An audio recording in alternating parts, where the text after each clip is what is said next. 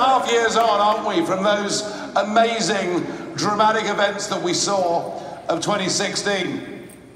The Brexit referendum, when nobody thought it was possible, where you, of course, sent us President Obama to tell us we shouldn't vote for it, and we did it. And then, of course, on November the 8th, 2016, despite the fact we were told it was a 98% certainty that crooked Hillary would win.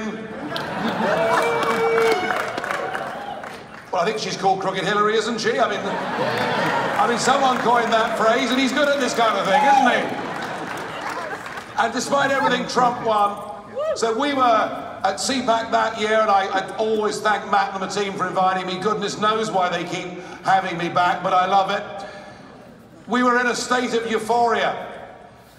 But if you think about it, 2.5 years on, the one common theme on both sides of the pond is that the establishment, the big businesses behind it, simply refuse to accept the result. They don't accept the legitimacy of Trump. They don't accept the legitimacy of the Brexit referendum. And the campaign against your president, I have to say, at times, I think the whole thing is pretty disgusting. There can never have been. There can never have been a president who has been subject to more abuse and vitriol than Donald Trump. And I thought this week it sunk to the depths, because we saw a convicted liar.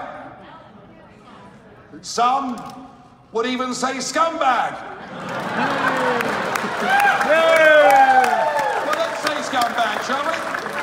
Scumbag! I mean, what on earth was Michael Cohen being given that platform for if it wasn't yet again to see the denigration of your president? And we have ever more fantastical conspiracy theories that somehow either the electorate was mesmerized or the Russians pumped in money, and the endless Mueller investigation and non-stop questioning of the legitimacy of your president. And sometimes, if you're on this side of the argument, it feels as if we're living under constant assault. And that is because we are living under constant assault.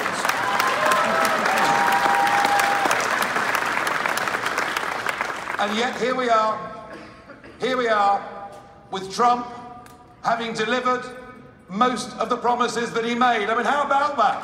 How about that? You know, generally what happens in Western politics is leaders make promises and then willfully betray them. Here you've got a president who is absolutely dead set on delivering his promises. And it really doesn't matter what the New York Times say, what CNN say, it doesn't matter. What matters is actually the base. And when I say Trump's base, I kind of think I'm looking at them right now. So tell me, have I got this wrong? Have I misread this? Is the base strong? Yeah. I couldn't hear you. Yeah. Of course it is. And if he carries on his current course, he's looking in good shape. And I particularly think he's looking in good shape because of what's happening with the Democrats. Because a little bit like the British Labour Party, which has now been taken over by extreme Marxists, looks to me like the same thing is happening with the Democrat Party. You know, I know that when AOC goes on the television and spouts this failed doctrine of socialism. I mean, does socialism work? Well, I tell you what, just look at Venezuela and there you have your answer. It's a failed doctrine. And I know that it's become attractive to a certain percentage of the younger population. It's become attractive to them because they've never lived under it. It's become attractive to them because they've never seen it. It's become attractive to them because the idea that everything should be free. I mean, hey, who doesn't want stuff for free? But the fact is, socialism doesn't work, and what I'm seeing here in the Democrat Party are very similar hard left forces that are now taking over.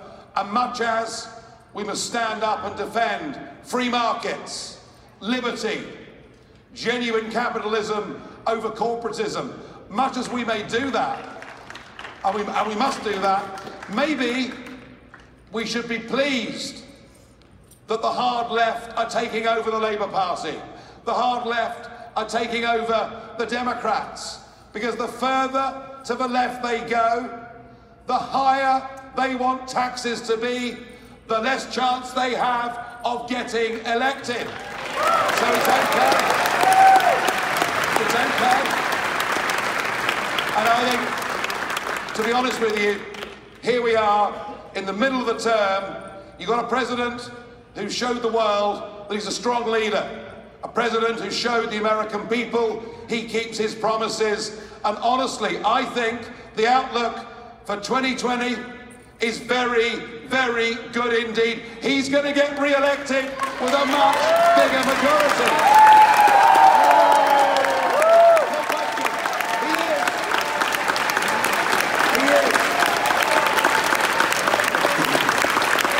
He is.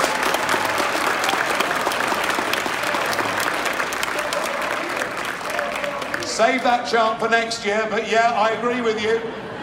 I agree with you, and let's hope that AOC gets as much television coverage and as much radio coverage as possible. Make the Democrats look like hard left socialists, and you'll be in with a massive electoral college win. Now, we on my side of the pond have suffered from much the same problem with Brexit. The complete refusal of our political class, the complete refusal of much of our media class, and absolutely the refusal of much of our big global business class to accept the result of Brexit. And remember, Brexit was the greatest exercise in democracy in the history of the United Kingdom.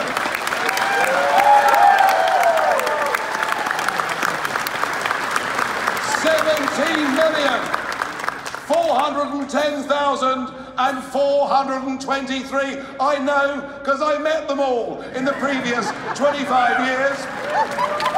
Voted for Brexit, and yet, just as with your president, they've tried to denigrate and attack those of us that led the campaign.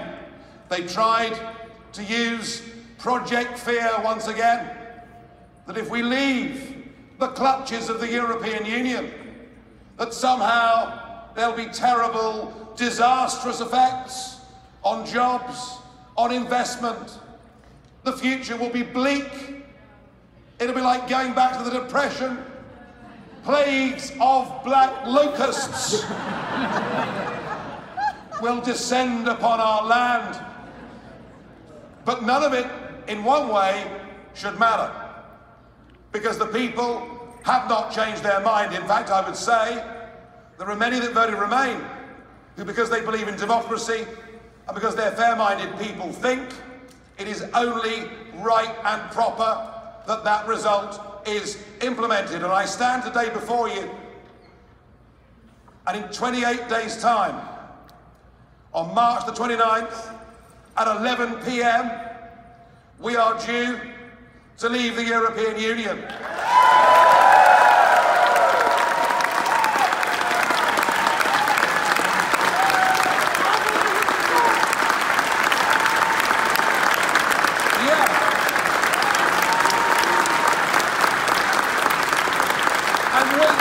We become a free, independent, self-governing, democratic nation that makes its own laws, that doesn't kowtow to foreign bureaucrats, that controls its own borders and does those things. So it sounds easy, doesn't it? I shouldn't need to do any work for the next 4 weeks. In fact, I could go for a party, a 4-week party. Now, I'd love to go for a 4-week party, but I'm afraid we have a bit of a problem. Our leader is not made of the same stuff that your leader is made of. Our leader has negotiated a withdrawal agreement that reads like a surrender document of a nation that's been beaten at war and literally has a gun to its head.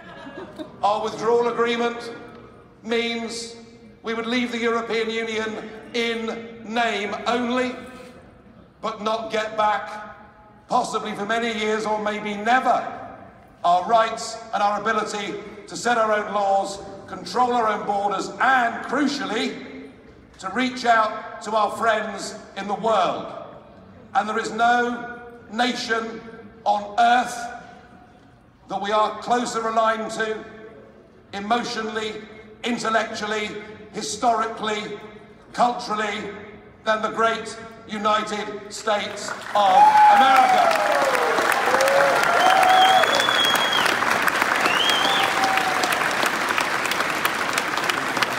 Under Mrs. May's deal, it would be many years and possibly never until we could negotiate a genuine bilateral trade deal with America, which I so desperately want.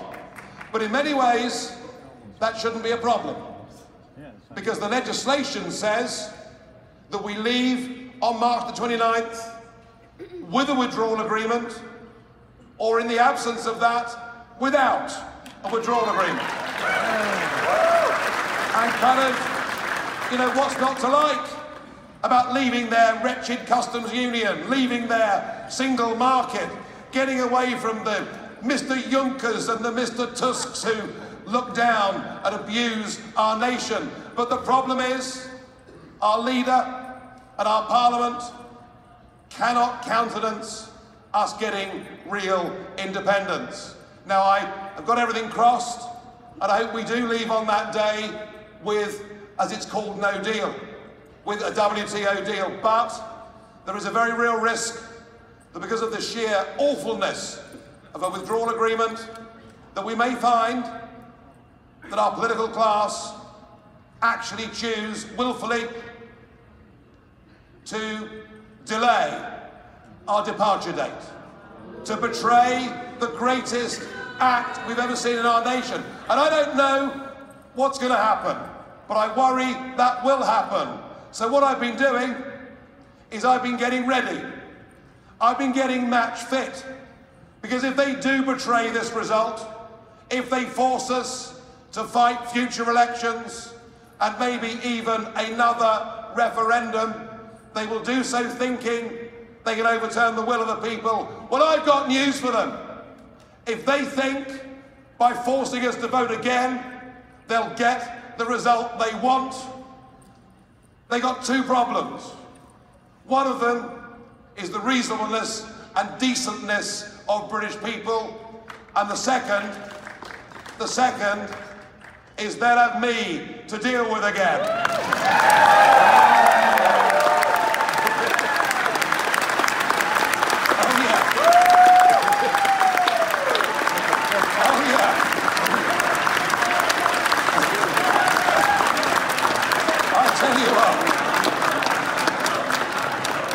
I tell you what, the last time I burst onto the national political scene, they hated it.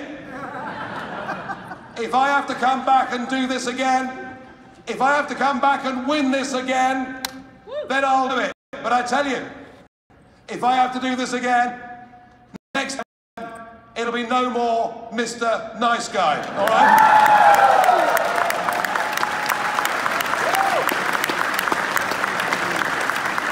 Please take this away with you. Brexit will happen, whether it happens on March 29th, whether we have to fight this again.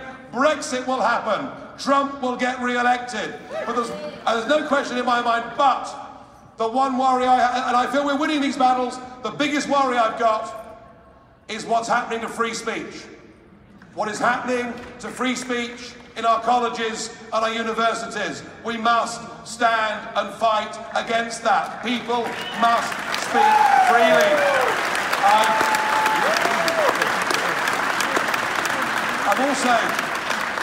I've also met Mark Zuckerberg, which he didn't enjoy very much, I got to tell you.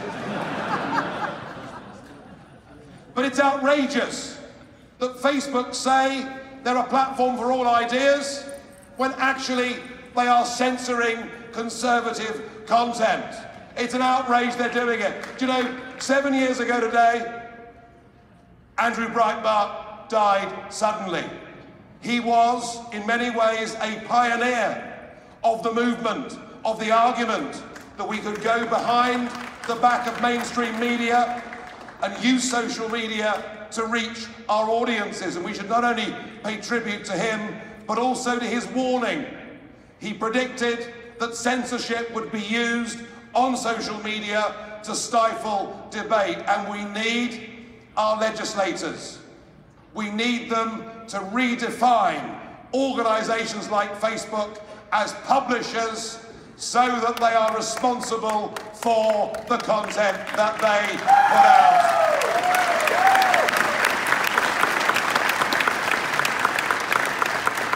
And a final thought from me. If you think back to why Brexit happened, to why Trump happened, to why the extraordinary new Italian coalition has been put together, and they're doing well. They're doing really, really well. But if you think back to it, there was one policy above all that stirred the hearts of people.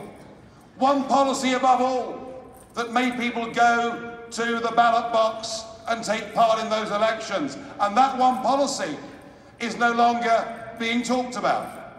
Indeed, that one policy, there are some who masquerade as conservative donors, would rather we didn't talk about. Let us remind ourselves that open borders, security, community, and immigration, that is why we won those great battles in 2016. Let us not be browbeaten. Let us not be influenced by money. Let us not be browbeaten by the media or anybody else. It is right and proper that a nation state controls its borders. It is right and proper that we do that.